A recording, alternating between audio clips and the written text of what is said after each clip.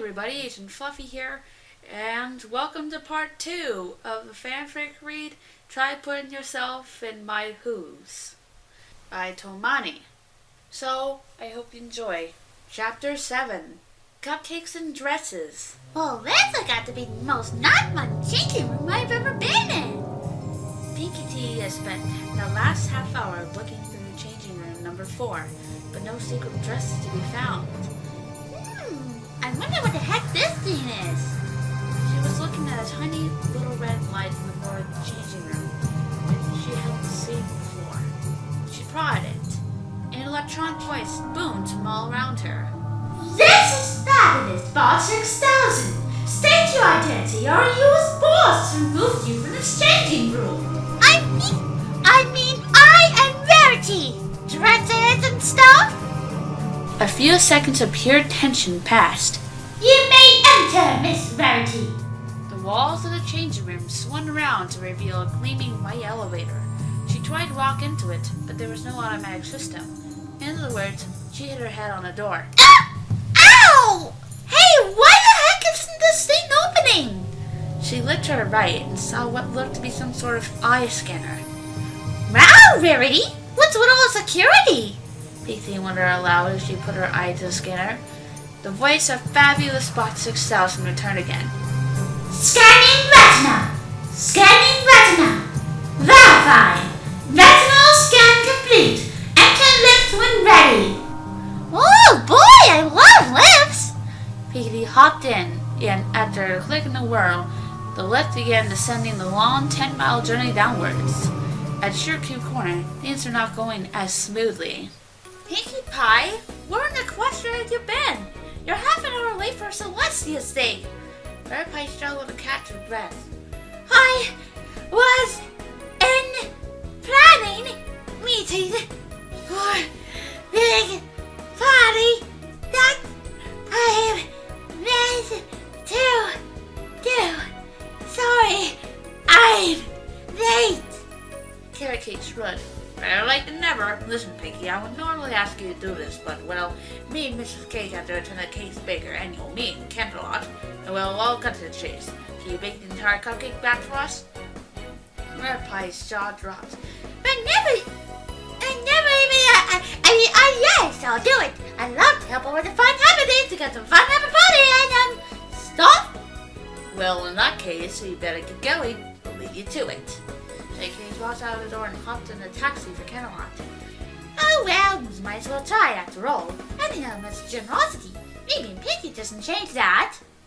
Oh, 12 buckets of votes on the wall, 12 buckets of votes. Take one down, pass it around, 11 buckets of votes on the wall. Hey, we're here. Pinky jumped out of the lift and promptly slid up behind her. That was probably the longest lift journey of my entire life. Pinky studied her surroundings. She was in a small, glossy white room with a lift behind her and a big, heavy steel door in front of her. The steel door had a single, small, circular keyhole, but Pinky had no idea where the key was. She checked her saddlebag, nothing. She checked under her hoof, nothing. She checked in her mane, nothing. Nothing except a boring old unicorn horn. Wait a minute! She struck her horn into the keyhole and twisted. The door clicked and opened. Bingo! Horns for the win! She walked inside. Slap bang in front of her was another door, with another smaller circular keyhole. Oh wow, this is easy peasy cider squeezy! She moved her horn into the keyhole and twisted. Nothing happened. She twisted in a different direction. Nothing happened.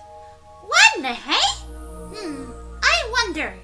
She moved it into the keyhole, and then while twisting it, used some magic. The door clicked open. Oh, come on! Not another door! Crikey, Rarity certainly doesn't want anyone seeing this dress. The next door was a simple wooden door. How do I open this one? This is going to take some brains. She sat down on the floor and pondered for a minute. Wait a second. She opened it like a regular door, and like a regular door, it slid open. I knew that. She looked into the room. It looked a lot like Rarity's bedroom, but no bed or personal belongings, just work stuff. Looks like I'm in the right place. Okay, let's see. Flour, sugar, eggs, milk, cream, cocoa powder, chocolate chips. I have everything I need. Let's go! Rare Pie neatly gathered ingredients in the center of the workplace. So from what this is telling me, I need to smash up the eggs in a bowl. How hard can that be? She took both eggs and smashed them both into a bowl in a rather ladylike fashion. Nah, I'll leave the eggshells in. They'll add some crunch. Rare Pie looked into the next step. Mix the butter and sugar together so that they are light and fluffy. Well, I reckon I could pull that off. Rare Pie took the butter and sugar, plopped them in and mixed. And mixed, and mixed, and mixed. I reckon that's gotta be fluffy. Rare Pie beat into their sloppy, lumpy mixture of sugar and butter. After mixing the milk and smashed up eggs into the mix, she decided to add the chocolate chips. Why not? The chocolate chips will ruin it. It'll make it all brown and icky. Can't have those in my fabulous cupcakes. She shoved the bowl into the oven, completely ignoring the step that said to put them in cases. I can just carve them out of the cooked mixture. Yet they'll be much more stylish idea rather than looping them into cases. Ick! After leaving her abomination of a cake in the oven, she turned to look at the rest of the kitchen. This place is rather drab. I reckon I can work my magic on this.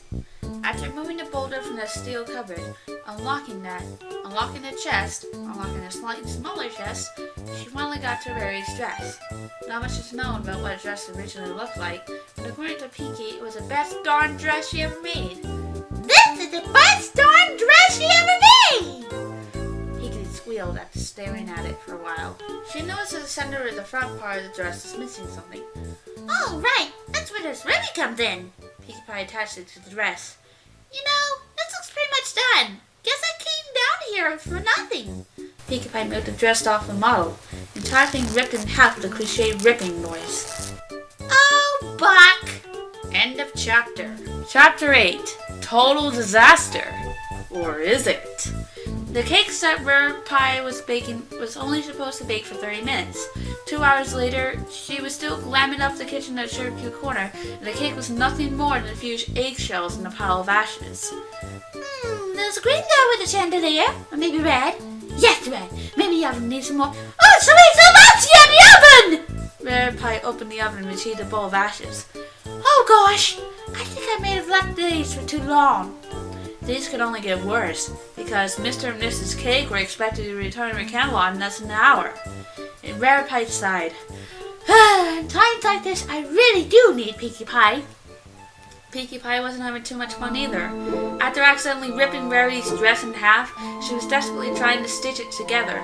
So far, she had pricked her hooves 46 times, run out of thread 6 times, and the dress looked bad, to say the least. Oh, this is hopeless. The entire dress looks terrible. The party's in 2 days and she's gonna look terrible in this. She slumped down to the floor. In times like this, I really do need Rarity. Back at Sugarcube Corner, Rare Pie was desperately trying to make more cupcakes. But this time, she was going to stick to the recipe. The entire kitchen looked like a bomb site, but that was by far the least of Rare Pie's worries. After about 20 minutes of hard work, she placed the cupcakes in cases this time into the oven. Well, the batch may actually be okay. All I need to do is... Rare Pie nearly fainted. I still have to do the planning sheets! She still finished off the cupcakes in about 2 minutes and went upstairs to do what can only be described as the most boring task ever. Pinkie had given up all hope for trying to restore the monstrosity she had created, so after relocking Rarity's bunker, she ran back to Carousel Boutique and looked around for some of Rarity's other dresses. This one's nice. This one's okay. Ooh, this one. I really like this one. Pinkie pulled the dress off of its model, carefully this time, and put it on. It looks brilliant. I've never seen Rarity wear this one, so I think I'll be okay. Pinkie then pulled the dress back and sat down, exhausted. Being Rarity is harder than I thought. Pinkie looked at the clock. Oh, it's Alessia! I was meant to meet Rare Pie in the town hall! She ran out of the Carousel Boutique. Sweet Belle giggled as she watched. I'd never seen my sister go long without washing her mane. I wondered what's with her today. Check, check, check, side check, side check. Ugh! Does Pinkie Pie Pie have to do this with every party she throws? Honestly, it's surprising how she still has all that energy. Rarity was bored senseless the amount of planning she had to do. She looked at the clock. I was supposed to meet Pinkie Pie around about now, wasn't I? Rarity gasped in delight. Maybe she told how to switch us back. She ran out of sugar cube corner. About a minute, the cakes walked in. What a treat to let you didn't even have to to our kitchen. They both walked in a sight that can't be described fully without damaging the clean freak's eyes. Wait. Cupcake walked over to the other side of the kitchen, saw a box of some delicious, yet wrapped cupcakes. Well, at least we have a batch of cupcakes now. At the town hall, Rare Pie and Pinkie met together after about 6 hours of being apart. Did you find out how to switch us back? They both said at exactly the same time. They said No! at pretty much the same time too. Ugh! I had a horrid day. First I had to go to your board planning meeting for the party.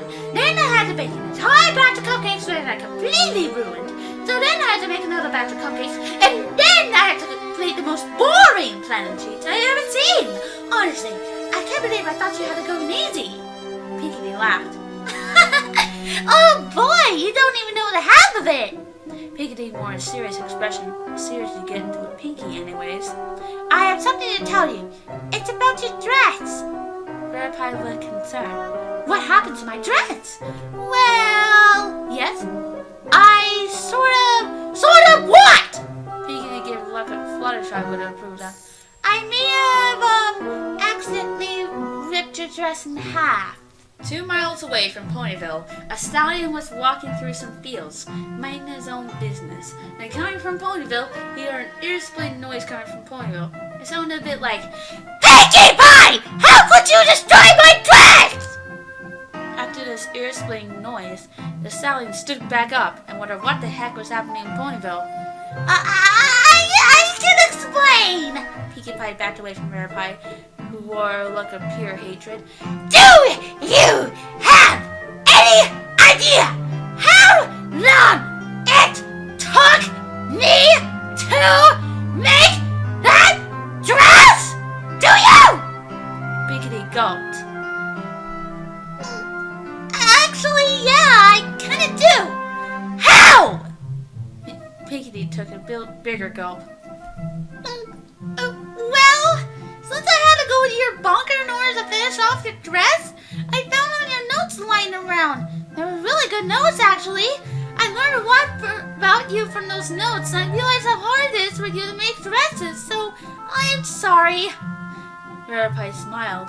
I forgive you, Pinkie. After all, one silly little best dress I ever done made can change our friendship, right? I'm sorry for showing at you. The two mares hugged.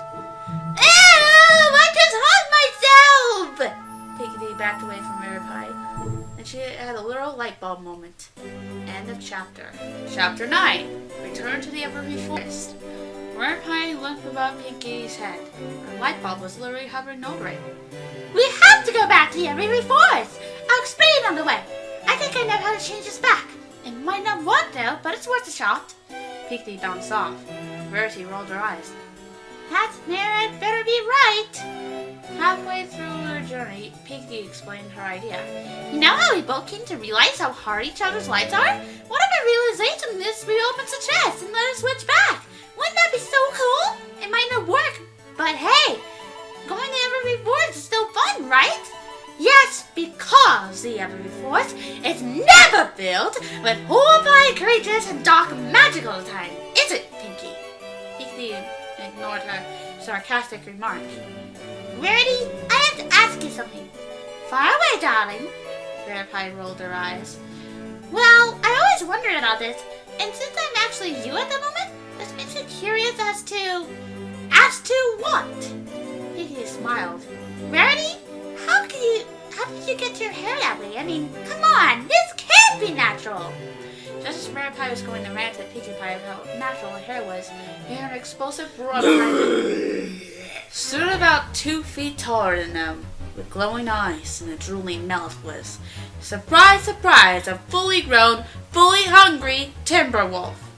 Verify jumped into Pinky's arms in a very Scooby-Doo-like fashion and screamed. And screamed some more. The Tin Wolf, hungry as it were, had never all in his days heard such a loud, terrifying, and all girly scream in all of his wood-filled life, and ran away, with his 8 tails between his legs, ironically. After Verify had finished screaming, she looked around with a very puzzled expression. I wonder why I was so scared. After all, when I usually scream, that kind of thing never happens. Pinky looked puzzled as well. Wait a minute. Since you're in my body, you combine vocal cords with screaming ability. By Celestia's son! I think you may produce one of the loudest, most terrifying, most girly screams ever witnessed. Pinky shook her head vigorously. Verify giggled. Well, I do try. After about another half hour of walking, Pinky and Verify came up to this place where the switch happened. The chest wasn't there. Where the buck is the chest? Verify looked around, but no weird, creepy magic chest were to be seen. Pinkie Pie looked around. Oh, it's fine. I can see it up the really tall mountains over there. It's fine. Lo and behold, high up in the mountain was indeed the creepy magic chest. I wonder how the heck it got up there. Verify was always racing toward the mountains. Who cares? Let's get down already. After about 3 hours of climbing the mountain, Moon had already lowered the moon, and so they were working at night. Once the 2 mares got up there, Moons picked up the chest and looked at it. The formal unreadable language you saw written around in gold letterings now replaced with readable words. To change your ways, to get back to your lives, you must confess how the other survives. Only then can you truly reform to your original forms. What the heck does that mean? Red Pie looked at Pinky D. Honestly, haven't you figured it out yet? It says you must confess how the other survives. I think this means we both have to tell each other how we live our lives. Pinky rolled her eyes. Oh, that's easy. A little tricky corner. Like, Keely, I ran. Red Pie put her hook in Pinky's mouth. No! You have to talk about my life. And I have to talk about yours. What we learned about each other might just switch us back. Pinky thought for a minute. Okay, let's see. I learned that despite your bathroom mud-hating design, that doesn't mean you don't work hard or that you're lazy. I learned it's really super duper hard to be you, Verity, but I know that you only work hard so the others can be happy, because you're element of generosity. Duh! Verify blushed. Now, Pinky, if you think my life is hard, just listen to yours for a second. Pinky put on her best listening face. Even though you're bouncing with energy, and you're funny and joyful, but sometimes you're a lot of hard work, and you're on free time to make another ponies happy. And this makes you the element of laughter more than anything else. Pinky smiled. I would hug you, but I think hugging myself is a little vain. Verify chuckled. The chest opened, and the same bright pink purple light filled their eyes. And once again, they both began to float about and meet in the air. Oh my gosh, it's working! I get to be me again! The cloud of green smoke began to close their bodies, and a loud explosion filled the forest air as the 2 mirrors dropped to the floor. Pinky, did it work? I have no idea. Pinkie Pie looked at her hood. It was the same bright pink she always had. Rarity felt her mane. It was the same curly purple it had mostly always been. She began crying uncontrollably. What's wrong, Rarity? Aren't you happy? I thought you wanted to be you. Rarity then laughed. These are tears of joy. She then covered her mane. Oh, Celestia, never let my baby leave me again. Pinkie Pie's smile slowly grew as she realized something. I can finally bounce again! She then bounced so fast around Rarity that she nearly did her neck in. Well, end of chapter. The last chapter is coming up right about now. Chapter 10, The Aftermath. After the 2 mirrors switched back to their original bodies, a lot more happened than expected. The first thing that Rarity did when she returned to Carousel Boutique was wash her mane, mutter about something Pinkie Pie's uncleanliness. first thing that Pinkie Pie did was finally feed Gummy his Gum Gums. And to this day, Gummy is still finishing off his first one. Rarity found her dress, and even though she sobbed for hours about what to wear to the party, she eventually decided to stick to the one Pinkie had looked at earlier. Pinkie Pie had to pay 100 bits to the cakes for ruining the kitchen. Pinkie Pie had a very long chat to Rarity about that. The party went on as planned, and every pony in Ponyville came. It was the best darn party that Pinkie Pie has ever pulled off. Rarity wore a dress that Pinkie chose, and every pony thought it was brilliant, much to Pinkie and Rarity's relief. The second cupcake batch that Rarity Pie baked was superb, so despite ruining their kitchen, Pinkie Pie was given the pay rise for it. 50% of this goes to Rarity, alas. Twilight always wondered what a fashion play Pinkie Pie was going to start, and every time she asked, all Pinkie could say was, Ask Rarity? The trademark Crusaders got in a lot of trouble stealing Smarty Pants off of Big Macintosh. It was later seen combing the doll's mane tenderly at Sweet Apple Acres. Oh, and one more thing. A week before the incident, Twilight Sparkle was visiting Sakura. While getting her weekly ingredients and drinking herbal tea with her, like on every other week, Twilight Sparkle noticed that Sakura seemed to be working very hard on something magical. Sakura, what are you working on? Oh, what? This silly object? Sakura put it down. This is just my newest project. Twilight stared at it for a while. It doesn't seem very stable, Sakura. You want me to help with it? Oh, Twilight, I must show resistance, for I do not want any assistance. Twilight shrugged. Oh, you say so. Anyway, I have to get going. I have some planning sheets to make. She bid Sakura farewell and left the hut. Sakura pondered over what the alicorn had said to her. Perhaps she is right. I am not able after all. This really isn't stable. The next day she walked deep into the forest with her project and threw it into a bramble bush. If I leave it here, I expect that no pony shall find my unstable project.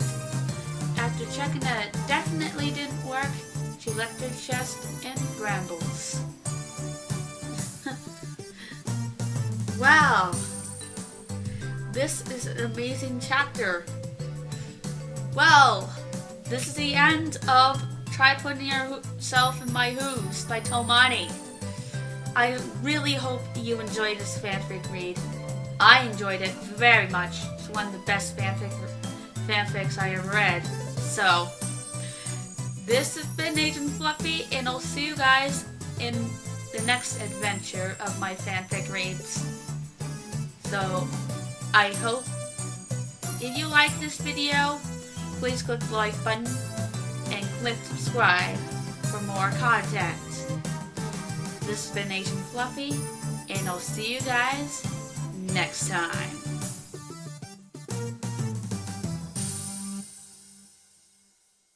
Pause for a second. Pinkie put on her best listening face. Even though you're dancing with energy and you're funny and joyful, but sometimes you